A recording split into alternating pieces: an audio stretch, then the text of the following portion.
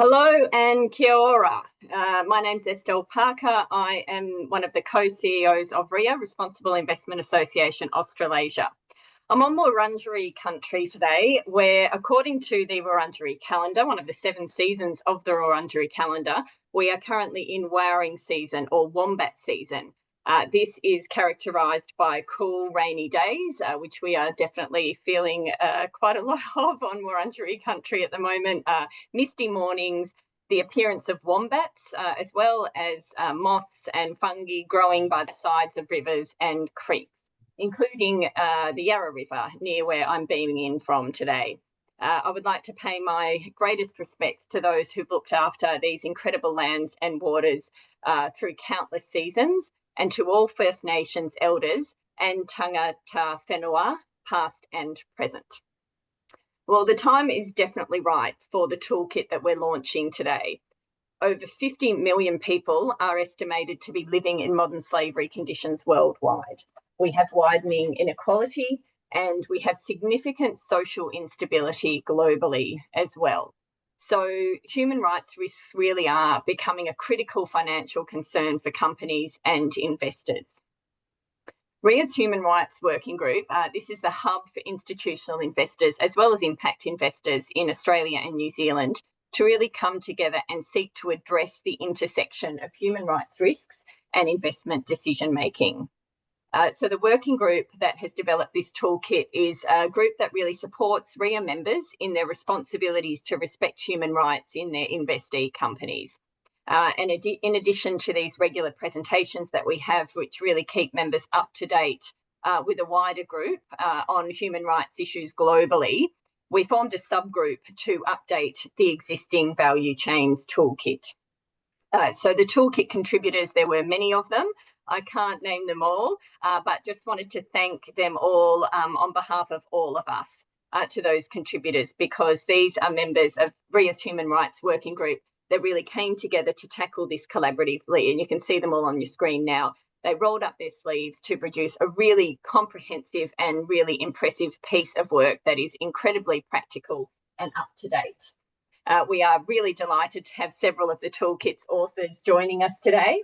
The work was led by Timothy Stamp and Måns Carlsson, and Måns is really incredible. He's been the driving force behind these toolkits since the first one we did, and we've come a really long way, I think, from that time, from simply sort of identifying human rights abuses in value chains, in particular looking at modern slavery, to understanding how to respond and seek to remedy those instances. So congratulations to all of these people and organisations that contributed. I'm now going to hand over to the toolkit's editor, Rachel Alembakis. Thanks, Estelle, and I echo your sentiments as well about both how practical and how necessary this guide is, and a deep appreciation for the entire team of collaborators that brought this 3rd edition to life and to this discussion today. I do think it is worth pointing out that this is the 3rd edition of the Human Rights in Value Chain Toolkit, because it's a sign not only of how quickly the consideration of human rights in investment value chains is developing, but it's also the way in which the financial materiality of human rights impacts and risks can impact on investment portfolios. It's becoming seen increasingly as financially material to company performance. And there's a really clear need for decision supporting guidance for our industry to help all of us as practitioners take into account risks and to support our companies, the companies that we invest in, as they go on this journey of uncovering, monitoring, managing, and remedying human rights risks in their value chain. You'll see from this screen in front of you that the toolkit is organized into key sections that can bring to you as a reader or you as an observer of the industry the rationale and the practical guidance to manage human rights risks in value chains. It's designed for investors who are actively engaging with the companies in their portfolios to encourage best practice related to human rights exposures, with the goal of, as we say, better managing and influencing a reduction in investment-related human rights risks in value chains. We know that human rights risks are systemic in nature, meaning that all investors are exposed to potentially financially material impacts on portfolios if the companies they are invested in are not managing, monitoring, fixing, and reporting on the human rights impacts of their values chains. This can include brand damage, which can lead to a loss of sales, reputational issues, and those can be hard to quantify. We know that market value is increasingly made up of intangible drivers, including brand, customer, supplier relationships, and human rights issues can be part of that process. They can be material and therefore can impact the valuation multiples of the companies that are invested in. We do see these issues, particularly in modern slavery, but human rights risks are so much wider than just modern slavery, which is why this toolkit encourages a very broad lens look at the financial and material risks of human rights and labor abuses. And that impacts on the format of the toolkit that you have in front of you. The discussion today will first introduce how to identify the issues, how to identify the preventative actions that can fix the abuses when they occur, and then what remediation looks like from the perspective always of better practice. We'll then break into specific discussions of interconnectedness issues. And our interconnectedness issues are those that are discrete issues within human rights and labor abuses, but they're called interconnected because they have a multiplier effect. They often occur at the same time. So you'll often see human rights abuses and modern slavery abuses as a continuum and interacting with each other and often exacerbating existing problems. They can create compounding risks, and that in turn can directly impact, again, on a company's financial performance, which is why we've taken the approach of sort of highlighting some of these specific issues through this toolkit. So the format of the discussion today is going to be focusing on the introduction of how to identify, prevent, and remediate the issues, then following into the interconnectedness issues. Then we're going to turn off the video. You'll note that video started as soon as you joined our discussion today to allow for a Q&A session. This Q&A session is here to help you inform your practice around human rights issues. So we're going to be stopping the recording. You'll note on the bottom of the toolbar here, you've got the Q&A function. If you want to just pop your questions in there as they occur to you, we'll consolidate them, go through them towards the end, and send them to the right expert to talk to. Finally, just before we begin, a little bit of house cleaning and housekeeping. So the disclaimer, the material contained in this document does not constitute a recommendation to buy or sell securities and or any other financial instruments or products. When a company's been captured in this toolkit, it's there to demonstrate good or best practice, and this reflects only that the company's own reporting, taken at face value, appears to represent good practice compared to wider corporate practice as understood by the authors. This does not constitute a view from the authors that these companies have good human rights or ESG performance practices across the board, nor that they are without human rights or other ESG issues and challenges.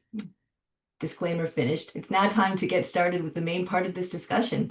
If you'd like to download, of course, we'd love for you to download this toolkit and integrate it into your own practice. You can scan the QR code to access the toolkit, and that'll take you to the RIAA website. So without much further ado, I'd like to introduce the overview of sections 1 through 3 with our main authors, Måns Carlsson and Timothy Stamp. These gentlemen really need no further introduction from me in terms of their impressive biographies and the expertise that they bring to this topic. So without further ado, I think I'll hand it over to Måns and Tim. Thank you. Thank you. So thank you to RIAA and thank you Estelle and Rachel for the introduction. I think it's really important to cover that financial and materiality lens as you did, Rachel, because I think that's really important context for this. And as a co-portfolio manager of a fund, I know that the starting point is that it's virtually impossible to construct a portfolio that's going to be free from human rights risk. But if we take a step back and we look at this issue from an Australian lens and specifically on the issue of modern slavery. So Modern Slavery Act in Australia is a transparency act requiring companies to assess risks of modern slavery in operations and supply chains. And that act has been in place for a number of years, and there are other transparency acts around the world too. But so far, only a very small number of companies have actually reported any cases of modern slavery. So clearly, either companies have found but not reported cases, or more likely, there's much more work for them to do in terms of finding the issues. And for those companies who are actually trying to find the issues, we think some of the challenges come back to a number of limitations of the current tools in place, and also over-reliance on self-assessment questionnaires for suppliers. And much of the focus so far has been very much on the top layer of the supply chain, so tier 1, whereas the worst issues are typically found further down the supply chain. And we also think there's been an over-reliance on social audits as the main way to identify the issues. And I think that's really important for us investors to consider, because I hear sometimes investors asking for more disclosure, particularly around audit data. But that's assuming that audits can actually find the issues and that they're useful. Audits obviously can be useful and that they can identify the issues, particularly when they're done in a risk-based fashion. So for instance, in Australia, Woolworths was the first big company to identify and report cases of modern slavery a few years ago. And those cases were actually found through regular social audits. But we're just making the point that audits have limitations. And just like Woolworths says as well, audits are one of the many tools in a wider suite of tools to find the issues. And the toolkit talks about these limitations. I'm just going to bring up some of them today because I think they're really important to keep in mind as context. So first of all is the scope, right? So audits can include a number of issues in terms of a checklist, but not necessarily all the issues. So for instance, cases of sexual harassment are notoriously difficult to detect through regular social audits historically. Another risk is the risk of bribery and subcontracting. Anecdotally, about 50% of the orders that go to Chinese factories are actually made in different orders than the ones that are receiving the orders. And sometimes buyers' behaviors can drive that. And we'll talk more about that in the next section. But for instance, when you speak to supplier factories on research trips in Southeast Asia, one common problem they point out is that there are conflicting KPIs or performance metrics for companies as a common driver there. So typically a social auditor will arrive, they inspect the factory, and then they issue various corrective action items. Then the factory owner goes ahead and spends money on fixing those issues. It can be simple things like installing fire safety equipment or whatever it might be. But it typically means spending money on these things. And once that factory has then been approved, then that's when the procurement team arrives. But the procurement team is incentivized on price typically. And if they don't get the price they want, they go somewhere else. So the factory owner then accepts the order, but then immediately the order is subcontracted to somewhere else, typically where the factory conditions are worse. So we talk more about that in the preventative actions, but that's a common issue. Another issue with audits is that the cost of audits are typically borne by the supplier. So audit duplication is another problem. In the toolkit, we make a point about both collaboration with peers and information sharing platforms for social audits. For instance, SEDEX, where companies can share social audit data and findings. And that's one way of getting around the audit duplication issue. But another issue is that snapshots in time can be useful, and audits are just that, right? But when audits are pre-announced, suppliers can prepare and hide the issues. I always find it interesting when I've been to social or factory visits, I should say, not audits. But I've been to factory visits in Southeast Asia, and the safety stats are typically magically wiped off whiteboards just before we arrive. And a lot of issues they can hide as well. And the same thing goes for auditors. So clearly, we think the other ideas that are needed and best practice is to find ways to understand working conditions on a real-time basis as opposed to snapshot basis. And in general, we also stress in the toolkit very much the importance of grievance mechanisms that are trusted by the workers, because if they're not, then what's the point? So a lot of companies have hotlines, but if workers don't know about them, or the hotlines are in a language that the worker doesn't understand, or if they don't trust them, what's the point? And sometimes a third party can help out with that trust. So one case study we talk about in the toolkit is one run by an NGO in Bangladesh. It's called the Amada Kotha Helpline. It's a worker hotline operated by a local NGO. I saw them when I was in Bangladesh last time. And the way that it operates is that workers can report anonymously at any time, and that NGO then that's operating the helpline follows up with a brand company and a factory to issue corrective actions. So that's a way to get real-time information.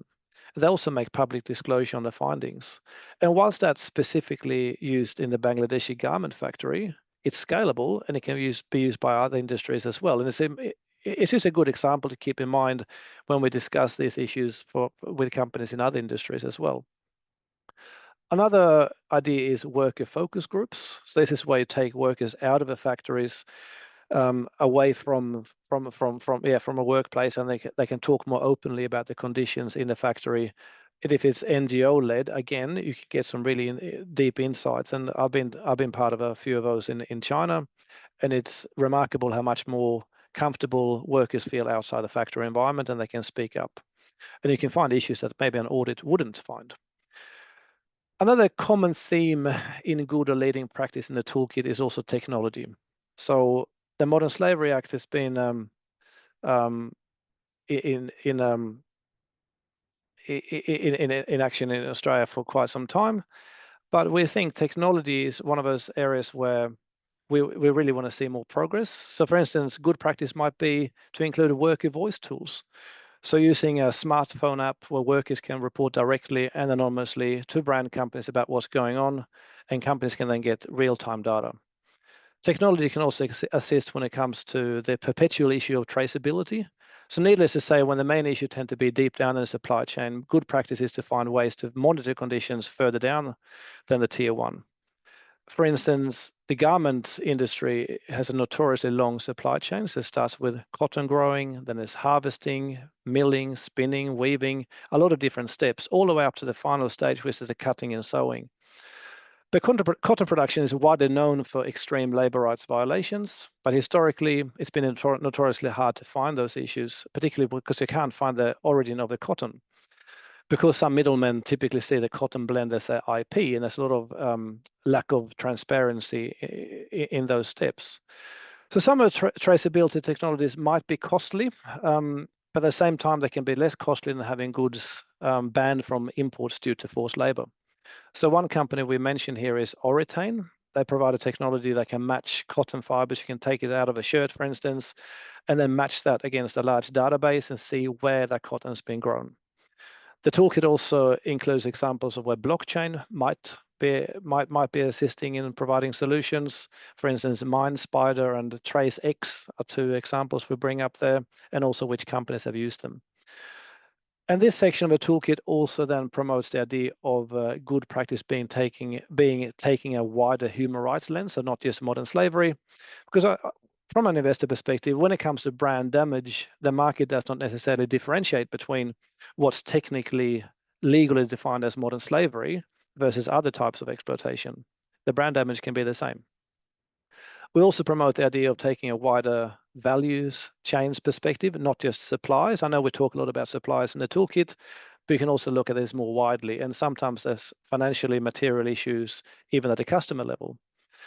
One case study we flag in the toolkit is Seek and their fair hiring program. So essentially, they're assessing the risk of bogus job ads that might lead to modern slavery and other exploitation, and they're removing them from their job seeker platforms if they're red flagged. So that's an example of a company that's looking beyond just the supply chain. And just to finish off before I hand over to Tim, the toolkit presents a number of ideas, but we also make the point that it's important to be mindful of the potential limitations, risks, and costs of each option. There's no magic silver bullet out there, because if there was, there wouldn't be any issues, right? And like Estelle said, it's been estimated to be more than 50 million people in modern slavery conditions. So clearly we need to think about innovative ideas. But that's all I want to say on the first chapter, and I'd like to hand over to Tim to hear his perspective on this, please.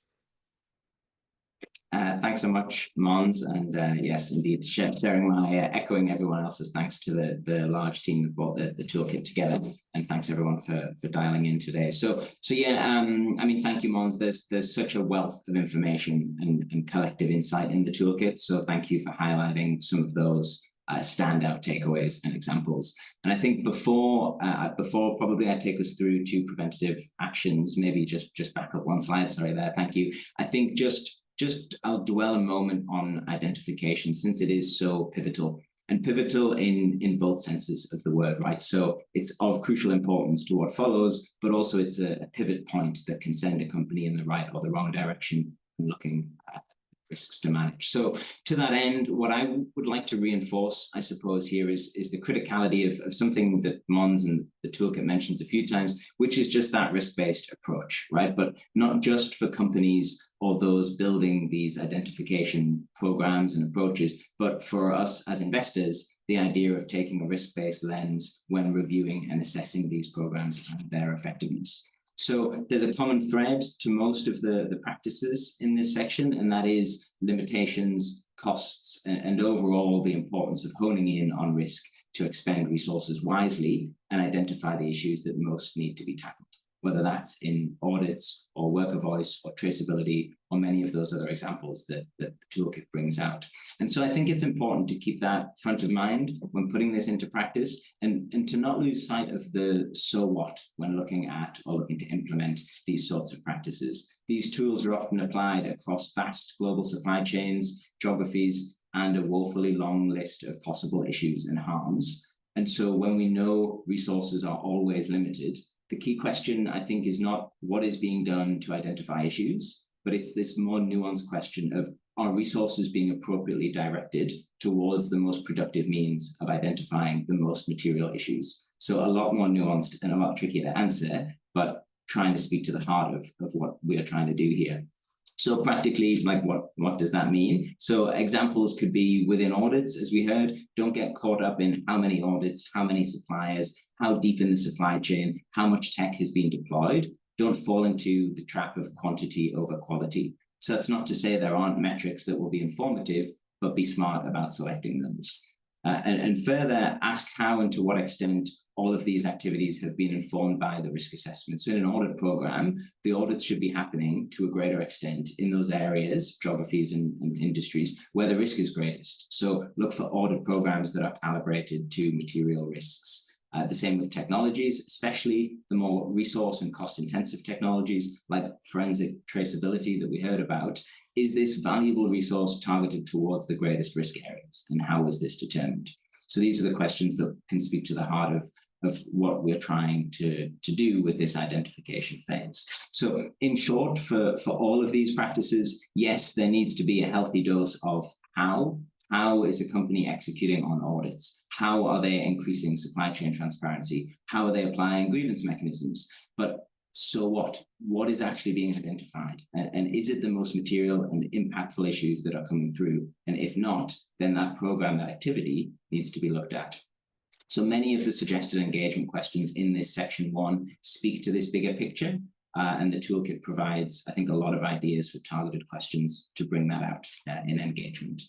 So with that said, I think we will now move on to section 2, and I'll talk us through preventative actions. So much like section 1, I'll provide a bit of a whistle-stop tour of some of these activities and the examples in the toolkit, and then hand over to Måns for his views on preventative actions also. So firstly, the toolkit reinforces the need for risk assessments that lead to action, that inform and lead to tangible actions to respond to the risks that they identify. So the risk assessment itself, no matter how good, how thorough, advanced, how well informed, it is just the first step. It will not lead to improvements in and of itself. So the resulting actions can take many forms, as the toolkit provides examples of. So it's typical for risk assessments to inform and direct audit programs, as I mentioned, and which, when done well, will look deeper, uncover issues and greater risks, other risks, and then generate further corrective actions. So Blue Scope Steel is an example that comes through in the toolkit. Their disclosures, for example, report that risk assessment informed a series of audits and of their operational sites, and further inform the targeted follow-up training conducted with local managers. Learnings from risk assessment can also guide training and capacity building activities to focus on key risk areas and tailor content appropriately. So the disclosures of Adidas suggest that in addition to their general all staff training on human rights, they design and provide targeted training and capacity building that is informed by their monitoring activities and performance measurements related to their supplier standards. Risk assessment can also play a role in informing policy advocacy and collaborative initiatives. So in the example of H&M's policy advocacy in Bangladesh, it's clear how risk assessment likely influenced the focus and the nature of that activity, approaching the systemic issue of minimum wages in a key part of the supply chain that has the potential to have positive flow-on effects if improved, and of course negative impacts if not. So these are just a few examples of how risk assessment can connect to and inform many of the other practices in this section. But next, there's a topic that looks at companies' own behaviors and how they can drive risk. And Måns took us through a few of these, even in the earlier section, these buyer behaviors that can potentially increase risk in value chains. And this section really looks to suggest ways of flipping these on their head. And we actually touched on this a little bit in the second toolkit, but I think this is the first iteration to really flesh this out in more detail. So a prime example we've heard about is poor planning and unrealistic timeframes. Perhaps unsurprisingly, this can incentivize suppliers to take shortcuts on areas like pressured or excessive overtime, rest breaks, and other safety measures that might slow things down, and all the way through to last-minute subcontracting and labor hire, perhaps without the time to conduct appropriate due diligence on where these services are coming from. Suppliers also often highlight short-term contracts, challenging payment terms, opaque planning, making it difficult for them to plan, upgrade, and invest. So initiatives like the Better Buying Institute that we cover and point to examples of in the toolkit, this group aims to provide guidance to improve these purchasing practices that crucially drive profitability and improve supplier relationships while protecting workers and the environment.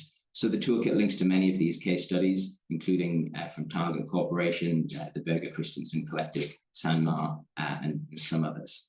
So the thesis here being that fostering more collaborative relationships with suppliers is good for businesses on both sides of an agreement, good for people, and especially those more prone to exploitation. Audit fatigue is another issue that comes up frequently, and Måns has mentioned the joint initiatives like SEVEX and Amphori. And I think just drawing on some of my experience as a social auditor nearly 15 years ago, what's considered a funny meme in supply chain land and auditor circles was the factory car park, where only 2 spots are reserved, one for the factory manager and one for the auditor. And so auditors not famed for their humor, of course, but I think the message of that is clear. And then another common gripe is that audits are simply considered to be a waste of time. Tick box exercises, not value adding to either the supplier or the retailer. In the words of one factory manager that I did an audit with way back when, was by the time the other auditor was finished, they knew what color socks the shift manager wore on Tuesdays. You know, this again just points to this sense that the audits are not getting to the heart of what needs to be tackled. So the better practice is to see audits used not just as tick box, but as a tool that serves everyone's interests. Retailers, brands, factories, people, they all benefit from identifying and then seeking to manage risk. And audits can help to uncover not just breaches, but potential risk, weak systems, and therefore preventative actions. So there's so many more examples that I would love to talk through, but in the interests of time, I'd love to hand over back to Måns to hear your reflections, please, on this section of the toolkit. Thanks, Tim. There's a lot in there, a lot of practical ideas, and it's great that many of these things have come from both your experience and various ESG research field trips that authors have done. It's great when you can speak to workers, NGOs and unions on the ground and really learn about these complexities, but also then to find these conversations with leaders in terms of what they're doing. The key point here, I guess, is that companies don't stop short at just providing a risk assessment. And I think that was very clear from Tim's presentation too, because if all companies just did a risk assessment and stopped there, they wouldn't move the dial. And if compliance against a Transparency Act like the Modern Slavery Act is the bar, then we're not going to see any progress. So it's all about doing a risk assessment as a precursor to tangible actions based on that risk assessment. And that's a general gist, I guess, of the suggested engagement topics we have in this section, and that's also where investors can play a big role. The other very important thing, I guess, is to avoid band-aid solutions, but to actually look at the root causes of some of these things. And Tim's, your words on the buyer's behavior there, I think that's a really important part, because otherwise we end up with a continuation of this providing band-aid solutions to an issue that's not going to go away. And when I was in Bangladesh 2 years ago, I heard from both suppliers and brand companies, and sometimes the buying behaviors stood out as contributors to many of the problems. One case in point would be a brand company that was keen to decarbonize its supply chain. And effectively, that means asking suppliers to put solar panels on their factory roofs. And let's not even go where those solar panels came from. But yeah, let's leave it for another day. But that's what they were asked to do. And that means an investment for the supplier. But the same brand company was also negotiating for lower prices. So effectively, the factory owner then had to absorb the cost for solar panels without any compensation, which ultimately means a risk that they would take shortcuts on labor rights. Another one we've already addressed is how different KPIs can, between a responsible sourcing team and a procurement team, can cause subcontracting and other issues. So an obvious engagement area, I think, is to see whether companies surveying suppliers or seeking feedback from their own behaviors. And I think that's leading practice. And the concept of supplier voice is really key here. Another very strong theme that I think came out as well was, like Tim mentioned, that long-term relationship between buying companies and suppliers, because a tight relationship where suppliers are rewarded for their compliance, particularly if their reward is by giving a supplier more business, that's how it can result in changes and help avoid a lot of issues. And that goes hand in hand with the consolidating the supply chain too. So sourcing more from fewer suppliers, giving them more business as a reward for compliance. Because in my experience, suppliers tend to listen more when they're being rewarded. And if the company is not in a position to influence the supplier, well, the obvious question is why a supplier would adhere to the responsible sourcing standards. And as a secondary effect, it can also incentivize suppliers then to monitor conditions further down the supply chain, as we talked about before, where the main issues are. So that close relationship that Tim talked about, I think that's really, really essential. And that can include regular supplier visits as opposed to just periodic audits, and move away from these transactional relationships and also help buyers to adjust their own buying behaviors. Another common theme is company engagement can also be the reply that companies are too small to make a difference. That's something I used to hear a lot about in the past. But I've also heard companies push back against disclosure on the supplier base in the past. And now many companies are actually disclosing their supplier base. So obviously the sky hasn't fallen down. And the small company argument is obviously valid in many cases, because when it comes to having influence over some very systemic and complex issues in global supply chains, that's not necessarily easy. But even for small companies, there are opportunities for collaboration, and in some cases even contributing to policy advocacy. So just being a small company itself doesn't necessarily mean that you shouldn't do anything, particularly when there's financial materiality involved. And where multi-stakeholder collaborations are available, we generally favor those because labor rights are very complex and systemic issues, and it makes sense to have as many different voices involved as possible, hearing different perspectives and different experts, basically, and to generate these positive outcomes. Marks and Spencer is a company we call out in this toolkit because they're actively members of a number of different organizations and initiatives, and collectively it helps them to inform their approach. So it's a good company to use in our own engagements with companies. So they're partners, for instance, with SEDEX, the ETI or the Ethical Trading Initiative, the Consumer Goods Forum, the Food Network for Ethical Trade, etc., etc. So all the details are in the toolkit, but we mentioned that as an example of a company that's really getting involved in different initiatives. And for smaller companies, they can obtain a lot of useful information from these collaborations too, rather than every company trying to reinvent their wheel. So in the interest of time, I might leave it there, and then instead we'll go into the next section. If you change the slide, please, thank you, to remediation. And this third section of a toolkit really refers to what companies do if and when issues emerge. And I got to say, this is the third version of a toolkit. When we did the first and even the second version in 2018 and 2021, there weren't that many case studies available to reference. Now, at least, we've seen a small number of cases of companies report on and remediate cases of modern slavery under the Modern Slavery Act in Australia. So, for instance, Woolworths and BlueScope Steel. In 2023, Woolworths reported that about $700,000 was returned to 230 migrant workers from Nepal, Bangladesh, and Myanmar to remediate a situation of forced labor. And that process was also verified by independent third party. And then in 2023, Woolworths partnered with a fair hiring initiative to commence a proof of concept to verify that the practices of five labour hire providers in Nepal in an attempt to begin to address one of the root causes of debt bondage. And I think, like I said before, addressing the root causes is a really important aspect here, and not just trying to provide band-aid solution or reacting to cases. But while it's positive to see some new case studies of how companies have dealt with remediation in practice, it's still a very small number if you consider that there's at least 50 million people estimated to be trapped in modern slavery globally. And the lack of findings of actual cases of modern slavery just begs the question whether companies are spending enough time to find the issues, or perhaps there is a problem of underreporting as well.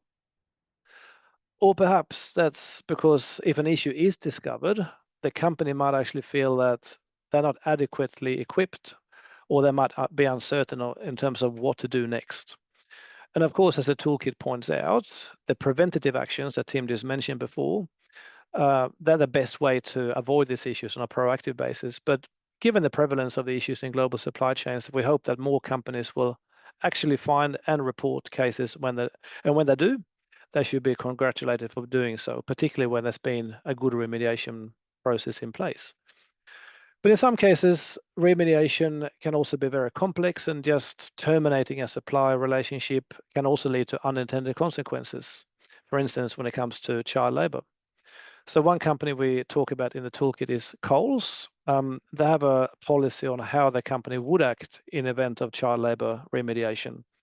So it states that if child labor is identified, I should say, and they require that the supplier then immediately removes the child from the workplace and give them a viable alternative activity and location that's safe and in the best interest of the child.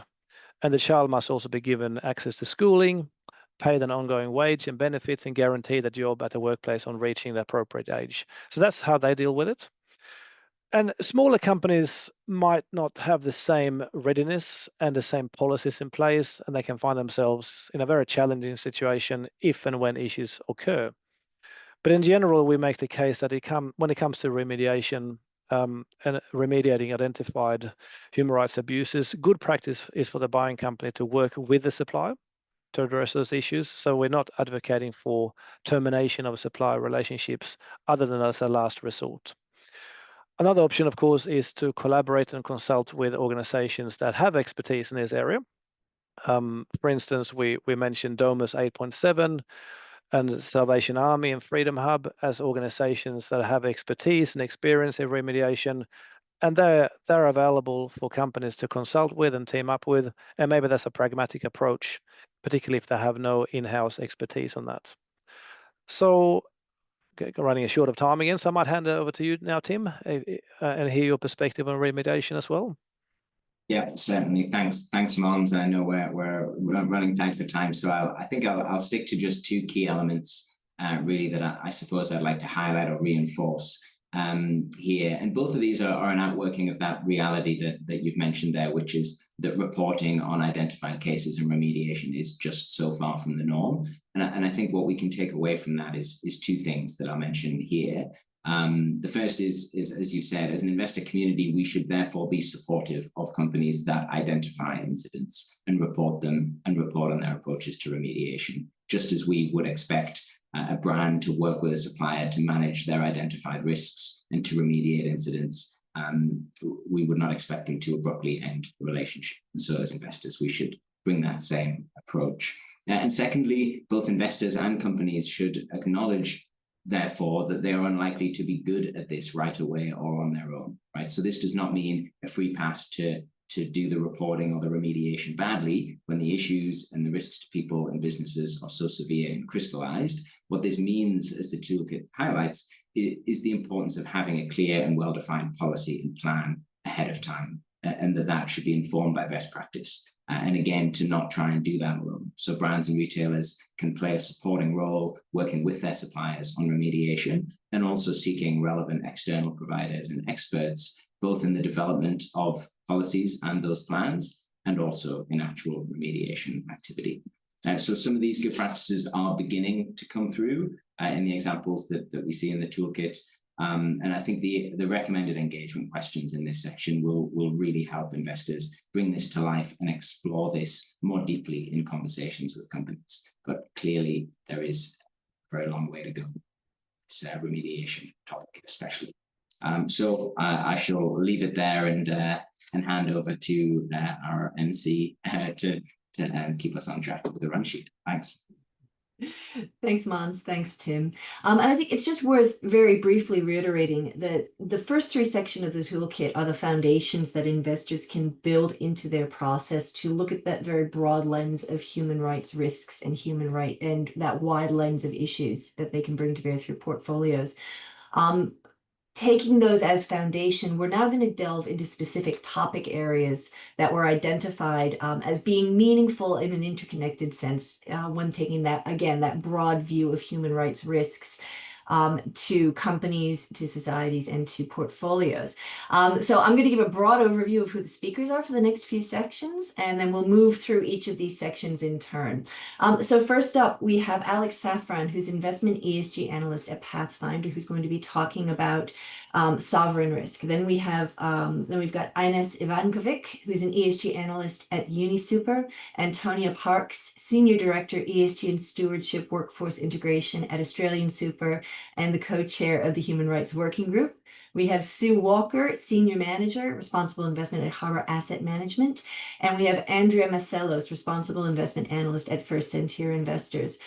We also have a section coming up that was authored by Emily Dafter of Australian Retirement Trust. She unfortunately was not able to join us today for this presentation, so I'll be stepping in to pinch hit for her. And in advance, I say any errors are mine and all successes are hers. So with that, Alex, please take it away to talk about a deep dive on sovereign risk. Hi, Rachel. Thank you very much. Tēnā koutou katoa ko Alex Safran, taku ingoa. He kaitatari ESG ho mitanga oi Pathfinder. Greetings to you all. My name is Alex Safran. I'm an investment ESG analyst at Pathfinder, and I'm pleased to be speaking with you today. So I want to highlight sovereign risk as a critical but often overlooked component of responsible investment decision-making, particularly as it relates to modern slavery and human rights. Many global value chains rely on sourcing from countries with weak governance, poor rule of law, and inadequate labor protections. And this is where conditions where human rights abuses usually flourish, as has been highlighted before. It's not just a moral issue, but it's also a financial and operational one. Failing to consider sovereign level risk can lead to supply chain disruptions, legal liabilities, and reputational damage, all of which ultimately impact long-term investor returns. Now, when we think about how companies can implement this or have implemented this, to manage the risks, companies and investors usually begin by developing and using some form of sovereign risk assessment framework. These evaluate factors like political stability and governance, using tools like the World Bank's governance indicators, legal and regulatory strength, such as enforcement of anti-trafficking and labor laws, social and economic strength, such as social and economic pressures, monitoring data such as poverty, displacement, and migration patterns, and human rights performances. Usually these are benchmarks against global indexes like the Global Slavery Index or the US Trafficking in Persons reports. It's not just theoretical, it's already happening in practice. So, for example, West Farmers screen against US government sanctions. They look at the lists to flag problematic companies. They do acknowledge that some of the most egregious labor issues are hidden deeper in the secondary or parallel supply chains where visibility is limited. So to address this, West Farmers is mapping tier 2 and tier 3 suppliers, particularly in high-risk sectors like apparel. They use tools like SEDEX, which Måns spoke about earlier, social audits, and due diligence forms to trace indirect suppliers, especially in goods not for resale like cotton and polysilicon. They've also implemented local grievance mechanisms such as Your Voice in China, which enables about 700 supply chain workers to report issues beyond Tier 1 oversight. This approach increases traceability where risks are otherwise quite opaque. You've also got major banks like the Macquarie Group, which screen new and returning customers and related parties during the onboarding or renewals for any sanctions or prohibited activities, explicitly including human rights abuses. The screening usually includes names, payments, associated entities, and a bunch of due diligence and partnerships with some third parties. So these examples show how sovereign and company level risk analysis can be aligned to create more responsible investment pathways. Once the frameworks are in place, companies usually prioritize high-risk countries, they conduct targeted supply reviews, and they engage local stakeholders, including civil society groups and labor unions. So when we think about investor engagement opportunities, what can we as investors do? There are clear opportunities at both the sovereign and company levels. At the sovereign level, investors can advocate for stronger national frameworks to combat modern slavery. So you can engage with governments and sovereign issuers to improve labor protections, enforcement capabilities, and anti-trafficking legislation. And as mentioned before, you can also participate in collaborative investor initiatives, specifically the ones that focus on human rights at the country level and push for greater transparency and accountability. And from a financial perspective, sovereign human rights performance can materially influence credit worthiness, trade relationships, and capital flows. So, sovereign issuers usually will listen, hopefully. Investors can also influence in shaping how companies respond to sovereign risk exposure in their supply chains. It includes encouraging companies to enhance their due diligence in high-risk countries, asking for clear escalation processes when suppliers are found in breach, supporting the supplier capability and capacity building, and promoting transparency across both the primary and the secondary supply chains. So in closing, sovereign risk is not just about political stability or debt metrics. It's about how nations enable and prevent human rights abuses within the value chains we invest in. And integrating this lens is not only about risk mitigation, but it's about upholding the integrity of the global financial system. And it's a way to protect the value and to create it responsibly. Thank you. Hi, stepping back in again to reiterate that I'm stepping in on behalf of Emily Dafter, the Senior Portfolio Analyst at Australian Retirement Trust, who authored this section on living wages. So living wage is sometimes also known as fair, livable, or decent wage, and it's defined as the remuneration paid to a worker, which meets the average worker's financial needs. This is typically higher than regulated minimum wages in markets. A living wage is calculated on the basis of context-specific costs of living, and it's designed to ensure that no individual or family earns less than enough to survive and set money aside for essentials or unexpected costs.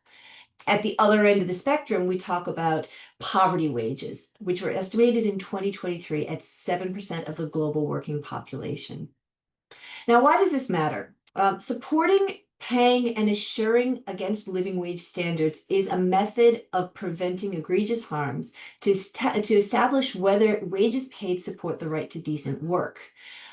This is not just a human rights value, but it can consequently reduce incidence or need for things like children entering the workforce early, which would impact child labor prevalence. This is relevant for investors because payment of living wages reflects a robust business model, as opposed to a business model that relies on underpayment or exposure to risk as minimum wages increase. Living wages can be a part of modern slavery prevention, particularly in higher risk sectors, because the benefits of paying living wages often include greater worker trust, which can enhance productivity and therefore improve supplier trust and supply chain resilience, and then also reflect into that brand reputation and value. So you can see the way in which these issues fold up upon themselves positively or can impact negatively. The section on living wages outlines 6 methods or pillars that are part of a broader approach to establishing living wages, from commitments to systematic internal improvements and external partnerships, and making sure that companies or issuers can't don't let perfect being the enemy of good in this space, and to learn from the leading organizations whilst keeping workers a central focus. So as part of this section, there's an example of Intrepid Travel, which made a commitment to pay living wages across the company by 2030, which is something that we encourage in the toolkit in terms of firm deadlines and clear targets. This was achieved ahead of schedule in 2023 after reviewing living wage gaps, which is another step that's recommended in the toolkit. A second example includes IKEA, Inca Group, who conducted a similar wage review in their operations and have encouraged their franchisees to also conduct these reviews, working with external parties such as the Fair Wage Network and Wage Indicator Foundation. Dialogue with workers formed a central part of that approach. So again, that worker voice presence is something that's seen as good practice. We've included engagement questions to support stewardship on this topic, which would focus on companies' internal commitments or assessments for their own workers, and also questions to hone in on the company's activities across their supply chains, where risks of poverty or unsustainable wages may be higher. Importantly, understanding a company's activities on living wages is cross-departmental and requires external collaboration. Therefore, the questions address collaboration between sustainability and ethical sourcing teams, procurement teams, contract management teams, and thinking about things like pricing considerations and contract or negotiation cycles. So this would also link to other parts of the toolkit that are going to be discussed throughout, such as making use of existing data and collaborating with peers, buying behavior, and pricing and responsible sourcing. So how can investors engage on living wages? Be aware of the risks, the sensitivities, and the level of influence.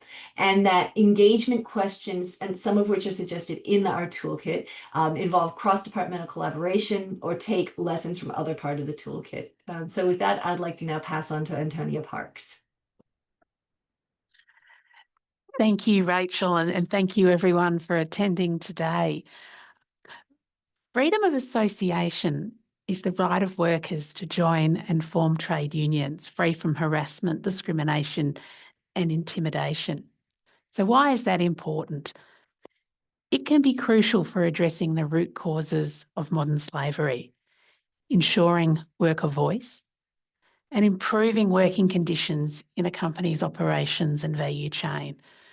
And this is particularly relevant for vulnerable workers in high-risk sectors or geographies. A lack of freedom of association undermines workers' abilities to raise grievances and to take collective action to improve working conditions. We also consider this from an investment lens. Lack of freedom of association in value chains can also lead to major business risks, such as supply chain disruption due to poorer worker conditions, which in turn could lead to unsustainable businesses in the long term. And an example, and this is referenced in the toolkit, is many of the factory disasters seen in the garment supply chains have had a common theme, the lack of union representation at factory level. And so some of the fashion companies, and we've highlighted some examples once again in the toolkit, have signed labour rights agreements with unions. In 2024, H&M Group signed an updated global framework agreement with Industrial Global Union to protect the interests, or to seek to protect the interests of more than 1 million garment workers, including national monitoring committees with union representatives, which monitor for workforce issues and are an avenue for workers to raise grievances.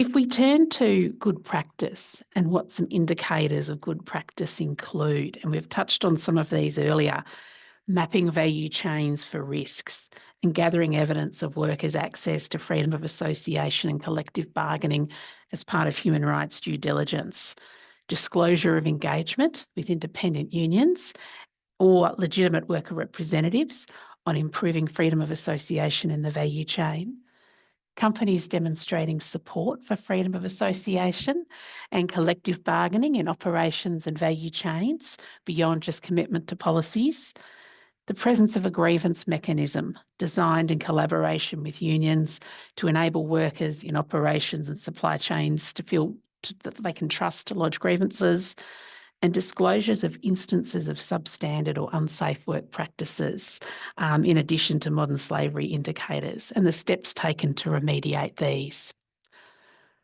I'd like to share a case study with you, which is here in Australia, the Cleaning Accountability Framework. The Cleaning Accountability Framework, or CAF as it is known, aims to improve labour practices for cleaners in the commercial and retail property services sector. CAF's role in preventing worker exploitation was recognised by the UN Special Rapporteur on Contemporary Forms of Slavery in 2024. CAF works with various stakeholders, including cleaners, worker representatives, the United Workers Union, tenants, contractors, property owners, facility managers, regulators and investors across the cleaning value chain to promote ethical labour practices by promoting and advocating for decent work, ethical procurement and good practice. Together with industry leaders and stakeholders, a due diligence framework was designed and implemented to measure social compliance within the cleaning industry. And the CAF certification framework can apply at both a building level or a whole of property portfolio level.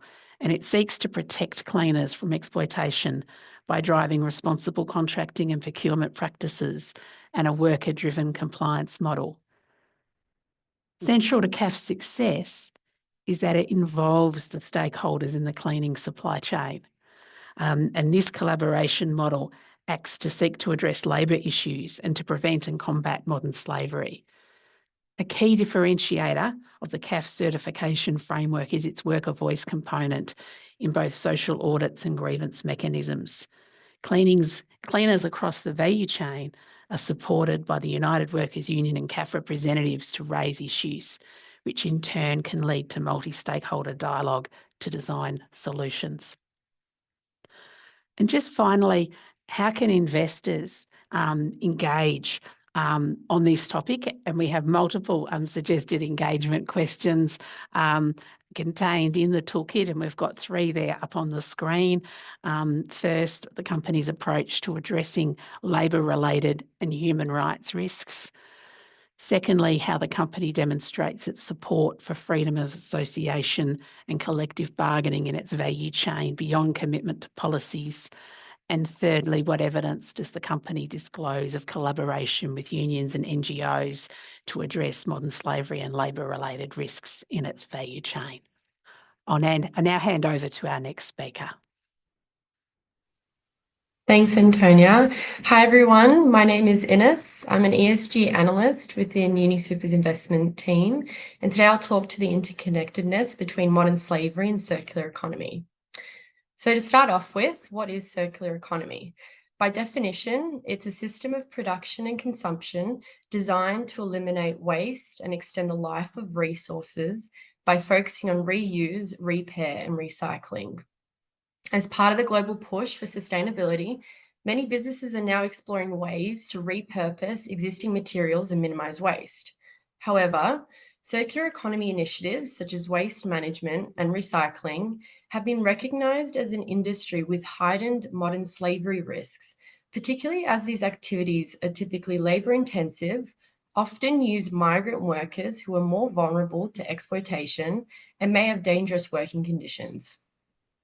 Businesses leveraging these activities without the appropriate oversight can expose companies to risk. So it's important as investors that we're completing due diligence and asking the right questions to understand how businesses are managing these risks. One company within the circular economy industry that I found is managing these risks well is Resource Co. Resource Co is a global company with operations spanning across Australia and Southeast Asia, and specialise in resource recovery and remanufacturing. What stood out to me when I was looking at Resource Co's reporting is the transparency and level of detail in the modern slavery report. Their FY24 statement includes extensive information on their supply chain, covering not only direct suppliers, but also tier 2 suppliers and raw materials.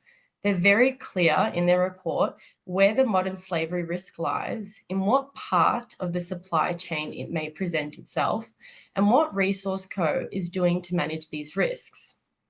They have a really strong due diligence framework. And something that stood out to me also was that they leverage third-party data to assist this. For example, in their FY24 report, they leverage a third-party database to screen 2,300 suppliers and subsequently issued 85 modern slavery questionnaires to the suppliers that hit specific thresholds. Another thing that actually stood out to me as well was they go one step beyond. They've actually developed a modern slavery training module to upskill suppliers that have been flagged as a heightened risk. So they're able to use this as an opportunity to engage and raise awareness, but also collaborate with suppliers to identify and mitigate issues deeper in the supply chain. So what type of questions can we be asking as investors?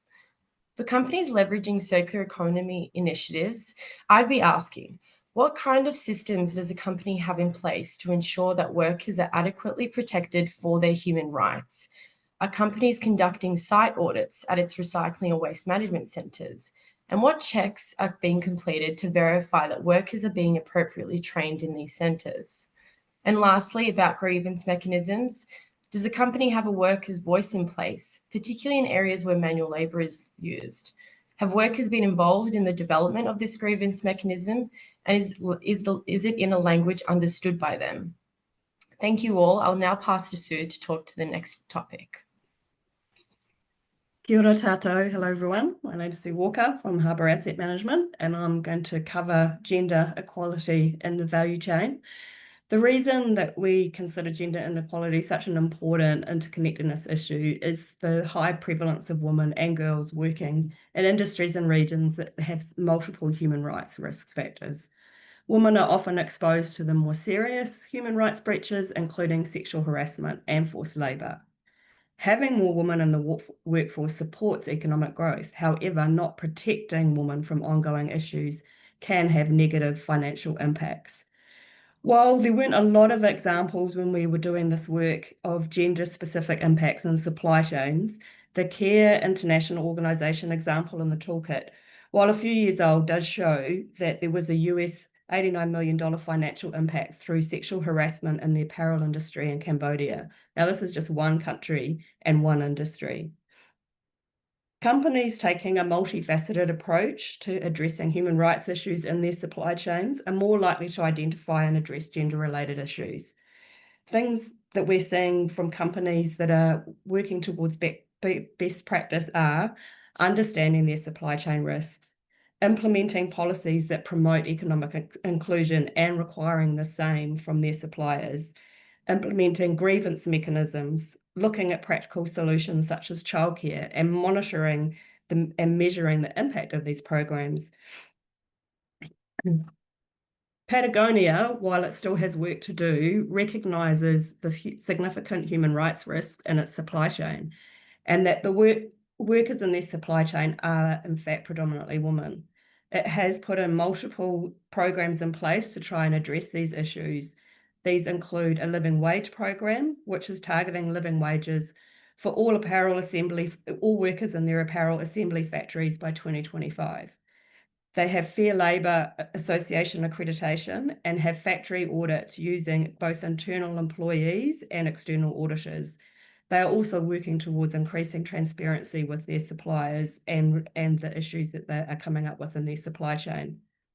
As investors, when engaging with companies, we need to go beyond the policies that they have in place for their own employees and ask about what they have that targets gender in supply chains. Whether their audits look at gender-specific issues such as sexual harassment. Are they being transparent about any issues that they have identified?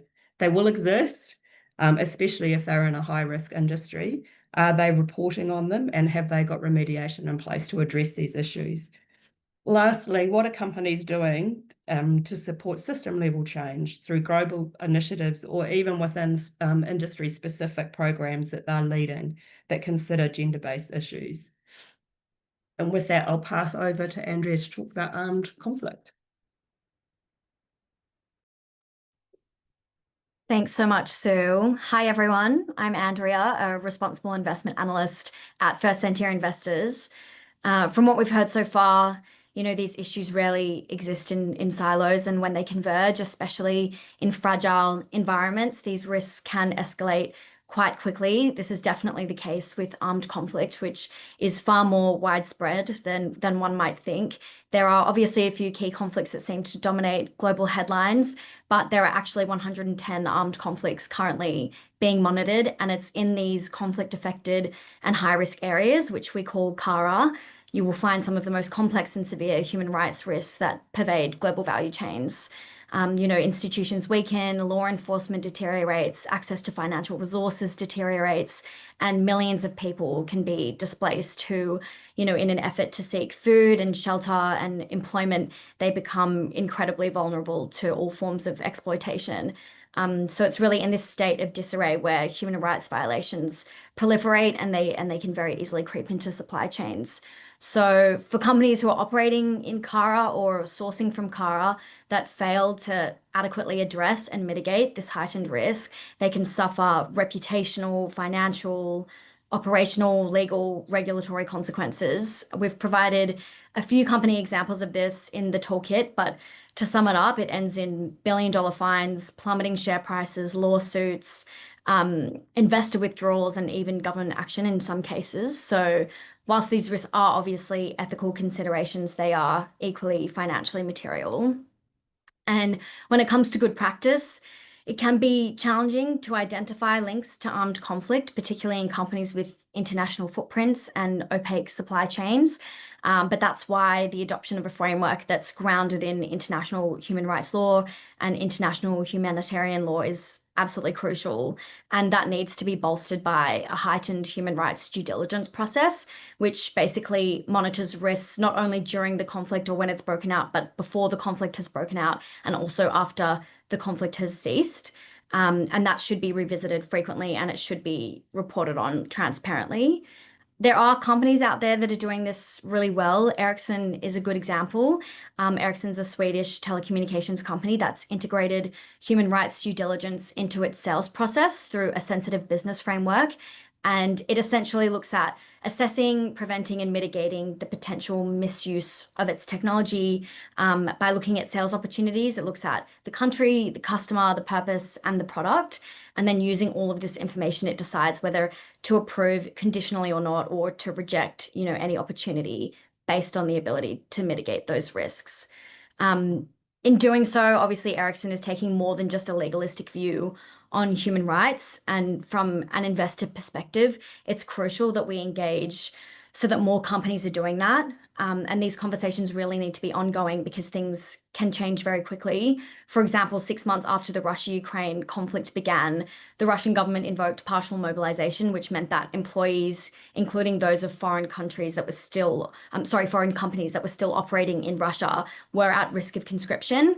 And while there were exemptions which existed for essential services, many companies couldn't elaborate on how their goods qualified for that, and that created a bit of a grey area around their contribution to the conflict, which is why it's so important that companies revisit these processes frequently. And when we engage, we can ask them about their conflict exposure, their due diligence processes, compliance with international laws, the measures that they have in place to monitor these situations, whether they have risk thresholds or not, or any mitigation plans, and also whether they've actually evaluated the impacts of continuing versus exiting.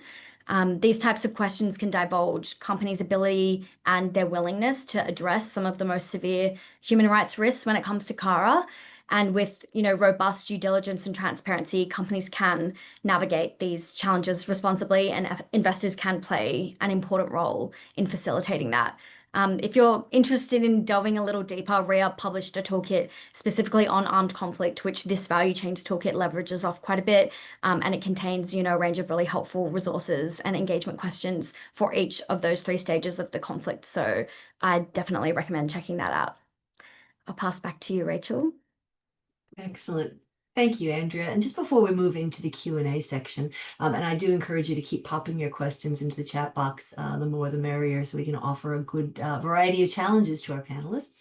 I just wanted to draw to a conclusion the fact that as we're moving through these interconnectedness issues that were identified in the toolkit, you begin to see a little bit in more nuance the ways in which these issues are connected to each other and can be used to highlight, magnify, intensify, or amplify overall human rights lenses. So again, just emphasizing the fact that taking a really broad view on human rights risks in value chains can be part of that process for investors to establish where there's financial materiality in their portfolios and individual companies that they're invested in. So I think it's worth sort of highlighting that. So with that in mind, we're going to move to the question and answer format.